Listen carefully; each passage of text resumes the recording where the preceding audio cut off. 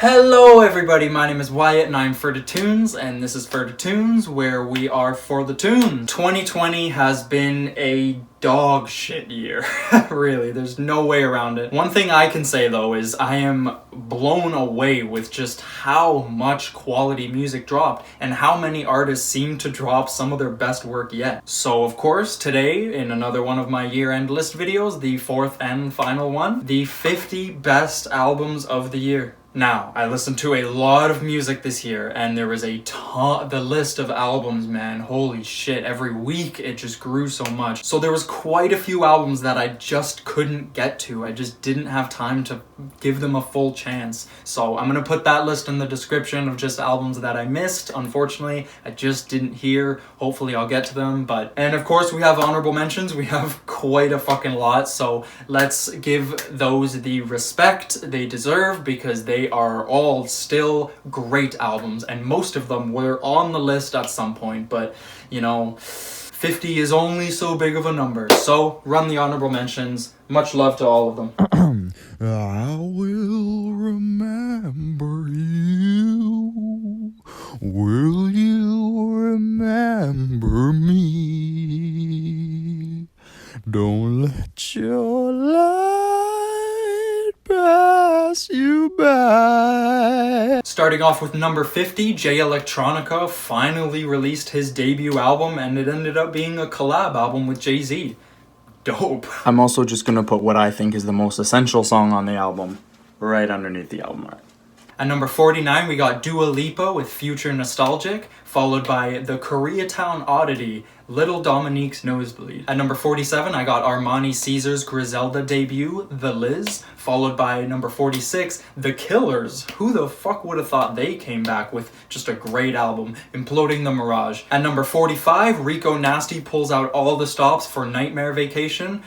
2 songs off of this album made my top 5 on my singles of the year list and my hardest songs of the year list, so go check those out if you're a Rico Nasty fan. Next up, we got the unusually formulaic but still more than enjoyable Positions by Ariana Grande, followed by Punisher by Phoebe Bridgers. This one took a while to grow on me, but once it clicked, man, holy. Number 42 is Only for Dolphins by Action Bronson. Might be his best project.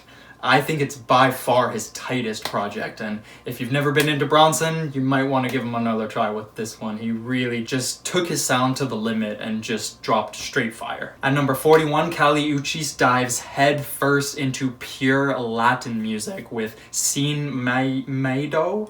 I hope I'm pronouncing that right. Sin Maido. At number 40, I got a sick introduction to Deftones with their album Ohms, followed by the surprise album from Fleet Foxes, Shore. This shit felt like a warm blanket by the ocean, man. Number 38 is Windswept Adan by Ichiko Aoba. I hadn't heard of this artist whatsoever, but a very good friend of mine insisted that I cannot miss this one. And motherfucker, thank you, because this shit sounds like what's in the treasure chest at the bottom of the deepest part of the ocean.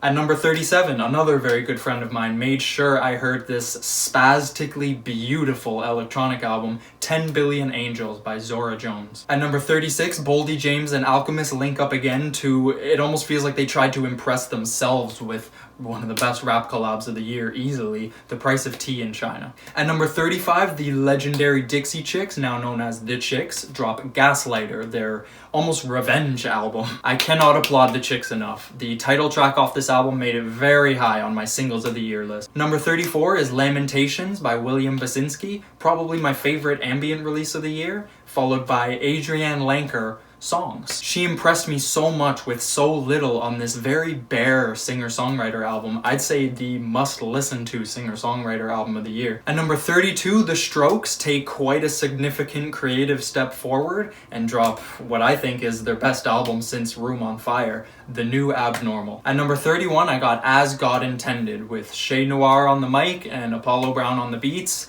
Talk about a rap album that just feels old school, but it just has damn near everything you want from a rap album. At number 30, Phil Everlum revives the Microphones name for an airtight, immersive, and unbelievably personal 44-minute composition. At number 29, Autechre strips back their sound a bit to bring feelings of contemplation, meditation, and revelation, for me at least, with Sign. And it'd be criminal not to mention the surprise album they dropped, I guess the Brother album, Plus, just 2 weeks later. That one got bangers for sure. At number 28, Thundercat drops his most potently clear album and most airtight album, It Is What It Is. At number 27, Westside Gunn drops one of his tightest projects for sure, Pray for Paris. At number 26, Chris Stapleton drops one of the most thematic and personal and diverse country albums I've heard in years. I haven't heard too much of his discography really, but I could totally see people calling this his magnum opus. At number 25, Quelle Chris and Chris Key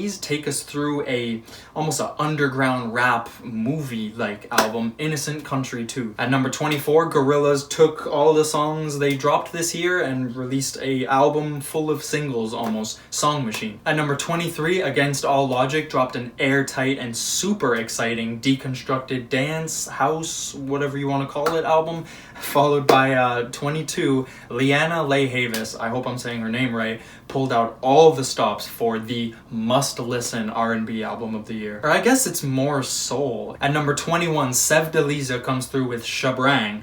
It's trip-hop, art pop, alternative R&B, psychedelia, almost ambient and avant-garde or avant-pop at the same time. This thing is crazy dense. Her voice is angelic but haunting at times.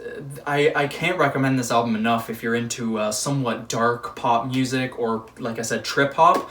Fucking crazy. At number 20, the Avalanches switched things up quite a bit on We Will Always Love You, and they just delivered an extremely uplifting and just super colorful and fun album that just feels like such a breath of fresh air for really anyone this year who went through hard times. If you feel an upswing and you're in a happy mood, I cannot recommend this album enough. It is so bright and just shining. Also, song for song, the album flows like a river of butter next to a volcano or some shit. At number 19, I got 333 by Blade. I couldn't deny this was easily one of my best produced albums of the year. Just White Armor, as usual, went fucking crazy. But it just kind of felt like a blend of everything Blade has done up until this point, and really, it was just a great album. At number 18, I got Chloe and Halle, The Ungodly Hour. Talk about a dynamic duo. At number 17, I got Stars by Young Lean. Easily my favorite produced album this year. Some of the beats on here are just some of my favorite beats I've heard in years. And Lean pulled out all the stops and really just kind of did everything he could on this album.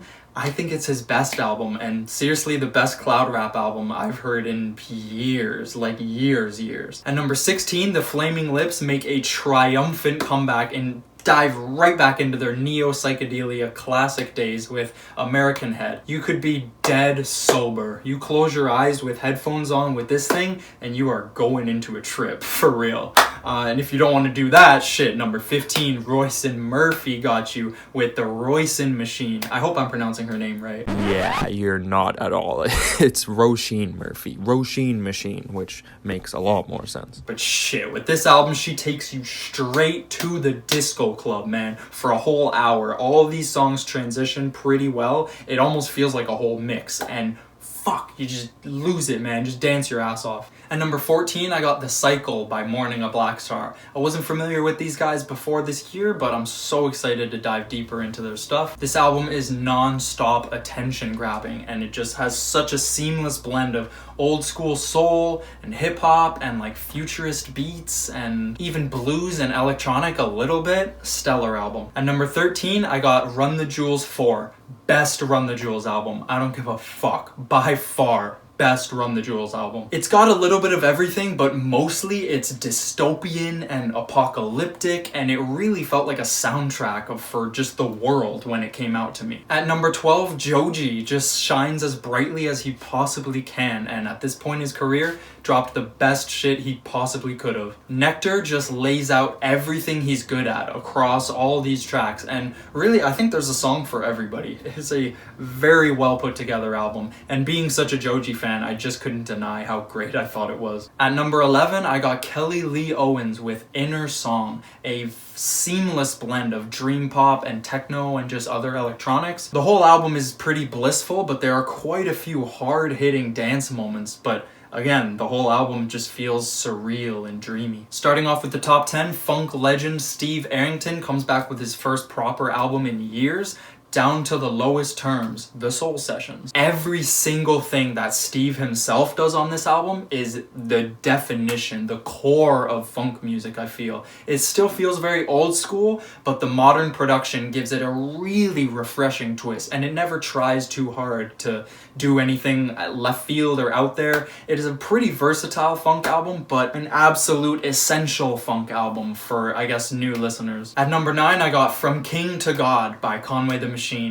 The best Griselda release of the year, which is really saying a lot. You know they came out with a fuck ton. Easily one of the best rap albums of the year by who I think is the rap MVP of the year. The song Spurs 3 on here I named as my hardest song of the year. At number 8, I got 16 Oceans by Fortet. Probably my most underrated album of the year, and I don't know why. I honestly think it's one of Fortet's best, maybe his top 3. Starting with mostly gorgeous and kind of hard-hitting dance tracks in the first leg, and moving into more ambient tracks near the second half, it urges the listener to just tune in deeper and deeper. It definitely feels like a very polarizing release from Fortet, just being so filled with just life and energy. Moving into number 7 is Miles by Blue and Exile, a very, very long rap album, but wow, I cannot tell you how great it is. It's over an hour and a half long, but I cannot stress this enough. The more time you spend with this album and the more effort you put into like listening to this album, the greater the reward is, and wow, that reward is rich. In my opinion, it has the best 3-track run on an album this year, period. I just, oh my god, listen to these 3 fucking songs. And honestly, if you're only gonna listen to one rap album this year, make this it. It is so soulful and uplifting rap that's just much needed this year. At number 6, I got Sawayama by Rina Sawayama. I did a whole video diving into her this year, and I was just so blown away. So you can check out that video if you want to hear my really in-depth thoughts on this album. But this girl is literally making what feels like genuinely next level pop music. Like, she's just taking it to another level. If you're looking for a pop album that's gonna impress you as much as it does surprise you, I cannot recommend this one enough. At number 5, I really dove into Fiona Apple this year quite a bit, and I definitely want to get a video out at some point about her and just my thoughts diving into her. But my god, Fetch the fucking Bolt Cutters, what an amazing album. Just an unbelievably powerful and potent and bold, and it's a career-defining album for sure. It is a very off-kilter album, and it's pretty experimental. My god, does that work to its benefit. Fuck. Seriously, if you're just looking for a strong female presence and just something that's gonna like, holy fuck, I can't believe this is so good. At number 4, I got Alfredo. Yeah, I couldn't help but put this one so high, man. I'm just such a big fan of both of these guys, like a die-hard fan of both of these guys. Alchemist is so amazing at matching his sound to fit another rapper perfectly, and Freddie Gibbs is amazing at just calculating how he's gonna attack any different beat. Like, he can rap on fucking anything. And they just dropped such an airtight, every track on here is just amazing, and it's kind of my rap album of the year. Miles was really close, they're honestly neck and neck, but this one was just so tight and short and sweet, but my god, so hard-hitting. I just cannot get enough of Freddie Gibbs, and this was honestly just the cherry on top of all of the amazing things he dropped last decade. At number 3, I got Charlie XCX's quarantine isolation themed album, How I'm Feeling Now. If you're looking for the future of pop music, Charlie drops what I think is like her best album. It's easily her most tightest to me, and just oh my god. It really is a purebred isolation. It's a quarantine album. It came out in the middle of that, and she wrote all the songs for that, and it's so perfect. From the intro to anthems, it just really gets out that angst of just wanting to do something, wanting to go hard, wanting to hear anthems and go to concerts and wild the fuck out. There's a few relationship driven tracks like 7 Years and Enemy that are just so like shockingly good, especially Enemy. That track always just stuck out to me for just feeling vulnerable but confident at the same time. Pop music dominated this year. I think that's pretty undeniable, especially with the whole like almost disco revival. That brings me to number 2, What's Your Pleasure by Jessie Ware. My god, if a single album could cause like a worldwide disco rejuvenation, the whole nation is just going back to the fucking, basically back to the 80s and shit, I really think it could have been this album. Good Christ. Jessie sounds shockingly comfortable over this production that feels like it's pulled from so many different eras, and it's just rich with grooves. Weirdly enough, to me, it feels like a timeless dance record. Like just one of the best pop albums I've heard in, holy fuck, maybe decades? If you're into disco, pop music, anything fun and groovy and dancey whatsoever, god, you cannot miss this fucking album. It's like 52 minutes or something, but it is absolutely airtight. Every song on here impresses the fuck out of me. Okay, number 1 spot. Oh man. If it wasn't already obvious, my number 1 spot goes to Circles by Mac Miller. The final album from Mac Miller was a posthumous release, but it is very clearly and well known that the album was near completion before his very untimely death. I guess I'll just start by saying just how important this album is to me. This might be a biased pick, but I really, ever since it came out, I was like, oh yeah, so that's my album of the year. Nothing's topping it, nothing's coming close. It's just a different level of comfort I get when it's on. Something I've genuinely never felt before. It's a new vibe that just has brightened my whole world up. A lot of tracks on here, as such a big Mac Miller fan, feel like a window into your own psyche. I spent quite a lot of time evaluating my mental health with this album on. His singing vocals are the best they've ever been, but he tones them down to the point where he almost sounds subtle on a lot of these tracks. Lyrically, it's extremely eye-opening, even through some of his more simple lines that just hit hard, like, don't keep it all in your head, the only place that you know nobody ever can see. Gems like that are seriously littered throughout this album, and it really adds so much to just bring the whole album together, as it feels like a wholeful just offering of peace of mind. Because his death really impacted me, and for like almost 2 years since, like I just had this hole that it left that I just didn't know what would fill it or if anything could fill it. And then this album came out, and my god, like it just filled that hole to the top. To me, this album is life-affirming. It is unfathomably emotionally potent and personal, but still relatable to nearly anyone. Some see the album as very sad, and you know, there's definitely some fucking heartbreaking moments, undeniably sad moments, but I really see the whole thing as pretty uplifting. This album has become my soundtrack to all things hopeful in life. And seriously, throughout this album, it was just there for me all the time. It just never ever once failed to just bring me back down to earth and calm me down if I was having anxiety, whatever, panic attack, just depression, you know, be hitting this year. The first and last song on here, Circles and Once a Day, are just some of the most somber pieces of music I've honestly ever heard. Just so soft and serene and comforting. Oh my god. Mac just does such a perfect job at just shifting your mood to just give you a more simple perspective, I guess. A lot of songs on here just really make you take a step back and just look at life for what it is, kind of thing. And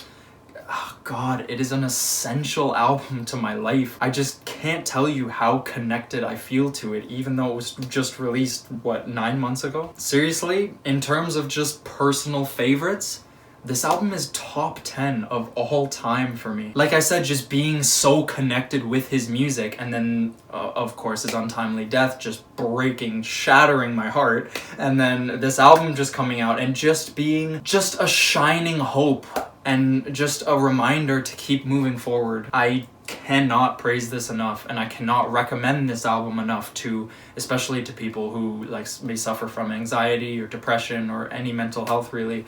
It's just such an eye-opening album, and it can definitely feel sad on your first listen, but really live with it. This album has made my life better. Like, honestly, there is no doubt in my mind about that, and I honestly, like, I cannot thank Mr. Mac Miller enough just for everything he did. And God, I miss him, man. Okay, I'm gonna wrap this up before I start crying, but my God, like, just such a powerful and, like I keep saying, emotionally potent album. And that is my album of the year and my album of the year list. I pray you guys enjoyed. Oh man, these lists just drove me perfectly insane this year. I really hope you guys enjoyed. Please let me know if you think I missed something, what your favorite album of the year is. Drop your list if you want. I love to see them. And I will see you very soon for some brand new content. I can't wait to get into this new year and hopefully feel like a fresh start from this god-awful shit year. So, much love, take care, stream circles, and stay safe. Love you guys so much. Can't tell you how much I appreciate all the support and everything you guys did this year. It's amazing, and I can't wait to keep pushing it further. I have so many great ideas coming for the new year, but until then, I love you. Come here, give me a hug. I can't even like see, this is where I'm recording and I'll like play a song and I'll be like, oh, and I'll just, you know, add that as a little clip at the end. But bro, if I start playing circles right now, I'm gonna cry. Man,